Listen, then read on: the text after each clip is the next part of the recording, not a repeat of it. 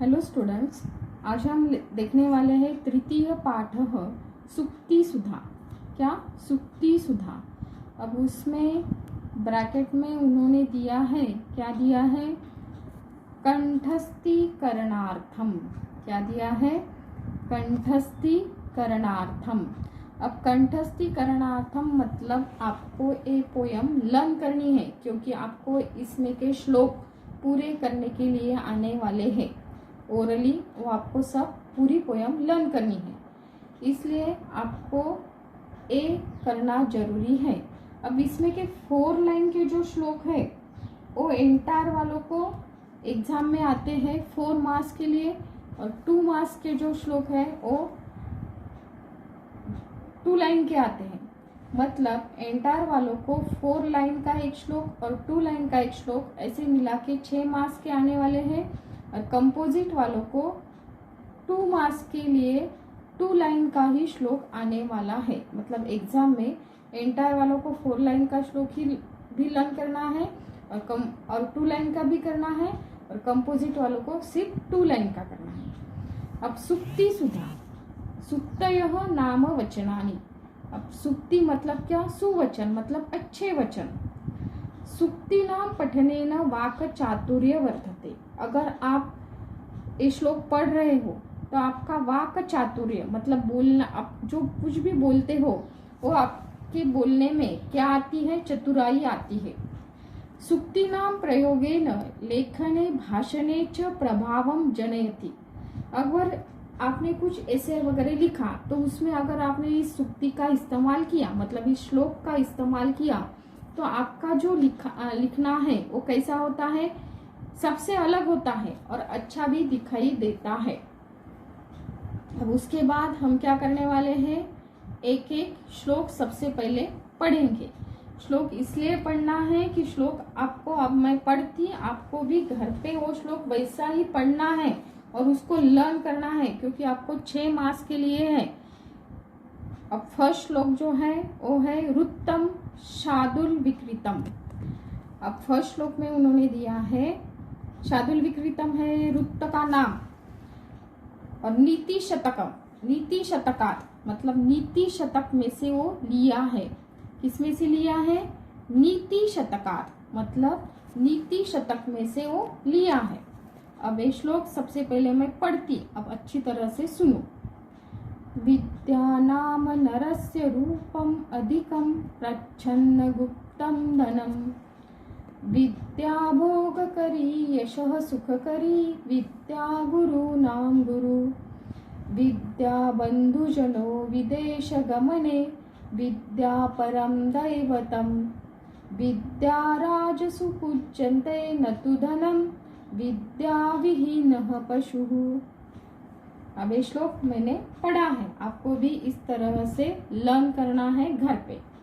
अब इस श्लोक का हम सबसे पहले देखने वाले हैं, क्या मीनिंग क्या होता है, फिर पूरे लाइन का। विद्या नाम नरस्य रूपम अधिकम प्रच्छन्न गुप्तम धनम। एक फर्स्ट लाइन है, विद्या मतलब क्या, नॉलेज, ज्ञान। नरस्य, नरस्य मतलब मनुष्य, इंसान, मैन जो होता है।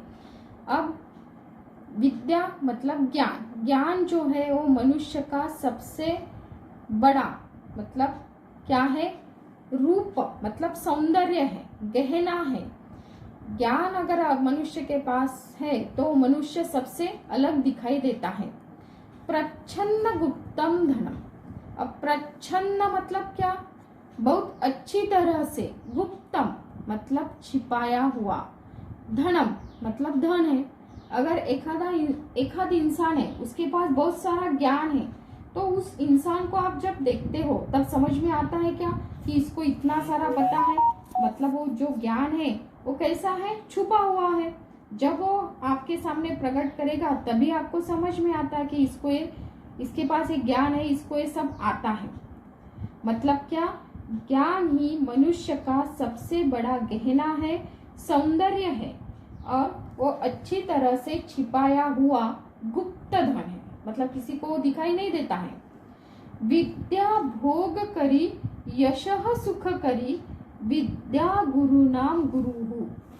विद्या मतलब नॉलेज, भोग करी मतलब अगर आपने उसका इस्तेमाल किया तो क्या करती है, यशः मतलब आपको यश प्राप्त कर देती है। मतलब क्या कि अगर आपके पास ज्ञान है, आपने वो एग्जाम के वक्त अगर अच्छी तरह से पढ़ाई की तो आपने पढ़ाई करने के बाद आपको क्या मिलने वाला है, यश मिलने वाला है। अगर यश मिल गया तो उसके बाद क्या मिलता है, सुख भी मिलता है। अगर पढ़ाई की तो अच्छे मार्क्स मिलने वाले हैं, अच्छे मार्क्स मिले तो आपको सुख शांति मिलेगी। मतलब क्या, विद्या भोग करी यशः सुख करी। जो ज्ञान आपके पास है अगर उसका इस्तेमाल आपने अच्छी तरह से किया तो आपको यश और सुख भी प्राप्त कर देती है। विद्या गुरु नाम गुरु, विद्या क्या है, गुरु का भी गुरु है। मतलब सबसे बड़ी क्या है, विद्या ही है। ज्ञान गुरु का गुरु है।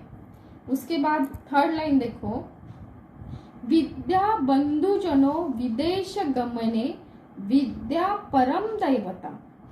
अब विद्या मतलब नॉलेज, आप सबको पता है। बंधुजनों मतलब रिलेटिव, और विदेश गमने, विदेश मतलब अगर आप फॉरेन कंट्री में गए तो विद्या परम दैवतम। अगर आपके पास ज्ञान है और आप फॉरेन कंट्री में अगर गए तो भी आपके रिलेटिव के जैसे वो आपके साथ हमेशा रहती है। विद्या परम दैवतम, इसलिए विद्या ही सबसे श्रेष्ठ है, ऐसा उन्होंने बोला है। मतलब विद्या का क्या है, सबसे श्रेष्ठ है।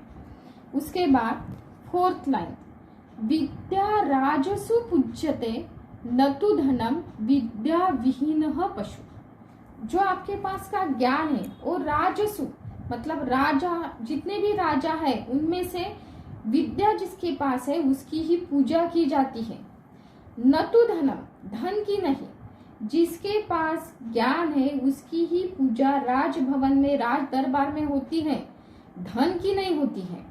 विद्या विहीनः पशु, और जिसके पास विद्या मतलब नॉलेज, विहीन मतलब नहीं है, वो क्या करता है, अपनी जिंदगी एक पशु पक्षी के समान बिताता है। पशु के समान वो अपनी जिंदगी बिताता है। मतलब जिसके पास ज्ञान नहीं वो इंसान पशु के समान होता है।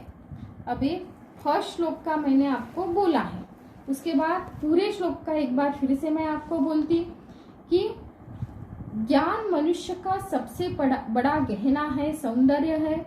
अगर वो उसको अच्छी तरह से, और वो छिपाया हुआ गुप्त धन है। ज्ञान का इस्तेमाल अगर आपने अच्छी तरह से किया तो आपको यश और सुख भी प्राप्त होता है, मिलता है। ज्ञान गुरु का ही गुरु है। अगर आप परदेश में गए तो ज्ञान आपके साथ रिलेटिव्स के समान आपके साथ वो रहता है। ज्ञान ही सबसे श्रेष्ठ है।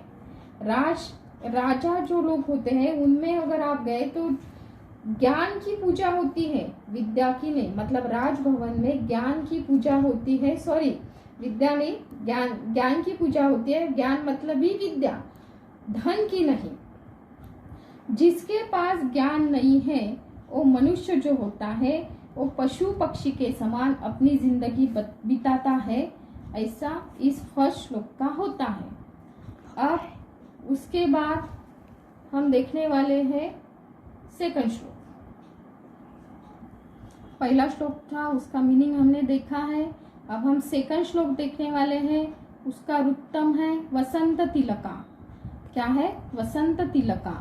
और ये श्लोक भी नीति शतक में से ही लिया है। किसमें से लिया है, नीति शतकात्। अब सबसे पहले मैं श्लोक पढ़ती हूँ, आप अच्छी तरह से सुनो क्योंकि आपको लर्न करना है।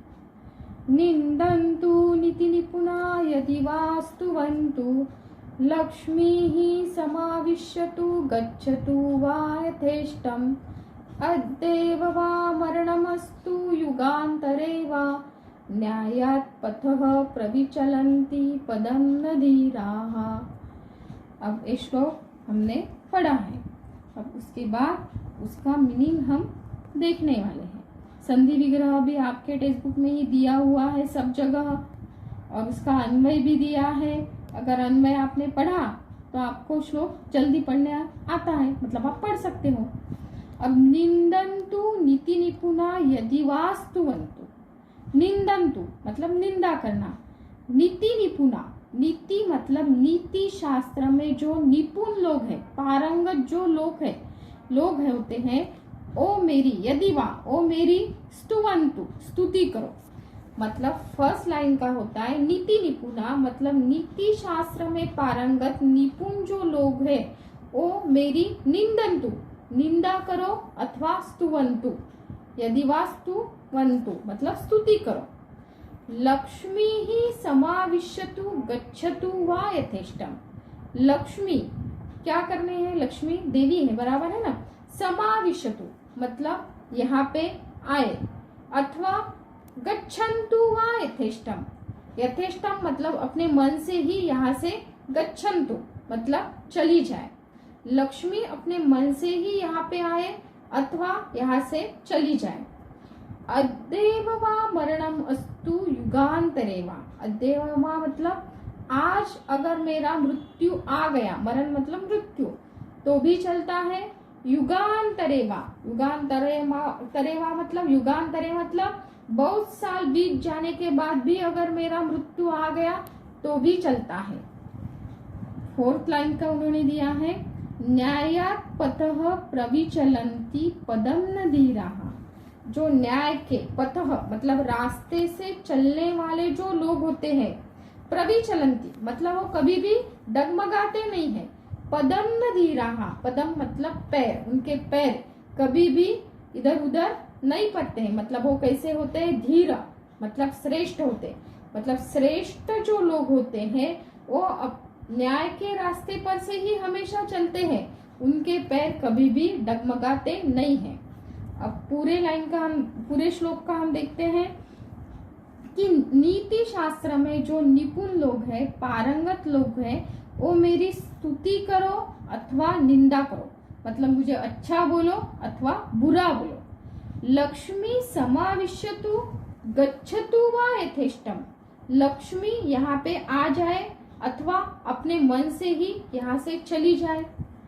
अद्यैव वा मरणमस्तु युगांतरे वा मतलब आज मेरी मृत्यु हो जाए, नहीं तो युगांतरे मतलब बहुत साल बीत जाने के बाद अगर मुझे मृत्यु आ गया तो भी चलता है।